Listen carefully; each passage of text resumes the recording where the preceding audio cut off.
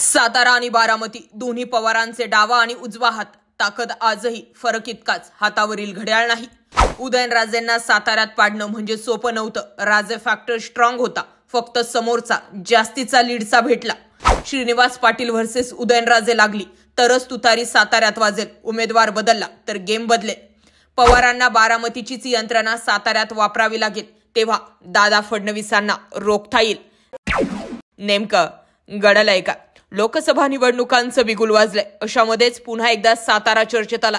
1999 पासून राष्ट्रवादी काँग्रेसच्या ताब्यात असलेला बारामती वगळता राज्यातला एकमेव मतदारसंघ म्हणजे सातारा लोकसभा मतदारसंघ. 1999 आणि 2004च्या निवडणुकीत येथून राष्ट्रवादीचे लक्ष्मणराव जाधव विजयी झाले. त्यानंतर या मतदारसंघावर 2009, 2014 आणि 2019च्या निवडणुकीत राष्ट्रवादीचेच खासदार म्हणून उदयनराजे भोसले निवडून आले. उदयनराजे भोसले यांनी खासदारकीचा राजीनामा देऊन भाजपचे कमळ हाती घेतले.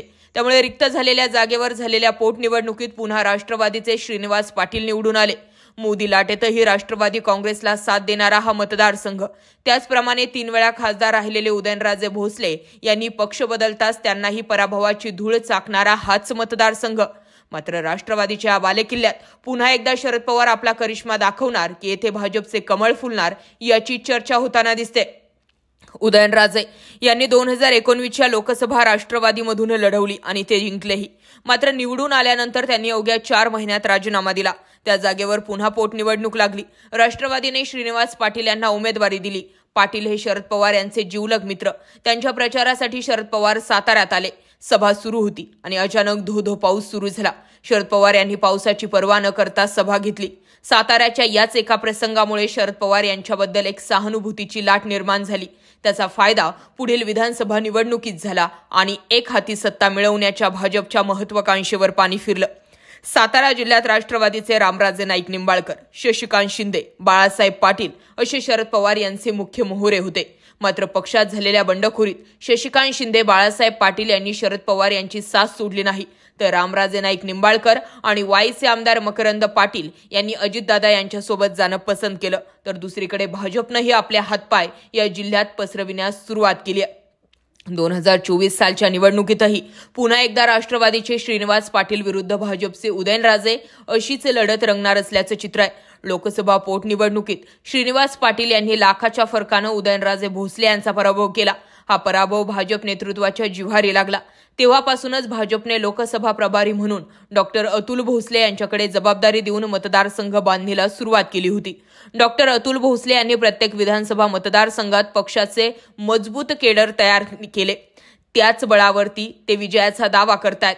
त्याशिवाय सातारा लोकसभा मतदारसंघातील 6 विधानसभांपैकी 4 जागी महायुतीचं वर्चस्व आहे. जावळी मतदारसंघात म्हणजे भाजपचे शिवेंद्रराजे भोसले, कोरेगाव मतदारसंघात शिवसेना शिंदे गटाचे महेश शिंदे, पाटण मतदारसंघात शिवसेना शिंदे गटाचे शंभूराज देसाई, वाई मतदारसंघात राष्ट्रवादी अजित पवार गटाचे मकरंद पाटील असे महायुतीचे बळ आहे. तर राष्ट्रवादी शरद पवार गटाच्या बाजूने कराड उत्तर मतदारसंघाचे आमदार बाळासाहेब पाटील आणि कराड दक्षिण मतदारसंघातील काँग्रेसचे पृथ्वीराज चव्हाण असे 2 आमदार आहेत. दरम्यान लोकसभा निवडणुकीत ज्या उमेदवारामागे कराड उभा राहतो त्याचा विजय पक्का असं मानलं जातं. कराड भागातील कराड उत्तर, कराड दक्षिण आणि पाटण हे 3 मतदारसंघ येतात. लोकसभेच्या वेळी हे 3ही मतदारसंघ काँग्रेस आणि राष्ट्रवादीच्या मागे ठामपणे उभे राहतात असा येथील इतिहास आहे. सातारामधून कितीही लीड मिळाला तरी तो मोडला जातो तो याच 3 मतदारसंघातून. त्यामुळे कराड ज्याच्या मागे तोच खासदारकीचं गणित ठरवेल. विद्यमान खासदार श्रीनिवास पाटील हे पाटण तालुक्यातील आहेत. त्यामुळे आमदार शिंदे गटाचे असले तरी त्यांना पाटणमधून पाठिंबा मिळेल. माजी मुख्यमंत्री पृथ्वीराज चव्हाण यांचंही मूळगाव पाटण हेच आहे. ही राष्ट्रवादी शरद पवार गटाची जमेची बाजू आहे. मात्र राजकारणात कधी काहीही होऊ शकते याचा अनुभव 2 घटनांवरून राज्याला आलाय. त्यामुळे जरी सातारा हा राष्ट्रवादीचा बालेकिल्ला असला तरी भाजपचे येथे कमळ फुलणार की नाही याचे उत्तर काही दिवसातच मिळेल. याबाबत तुमचं काय मत आहे? कमेंट जरूर करा. जय महाराष्ट्र पब्लिक.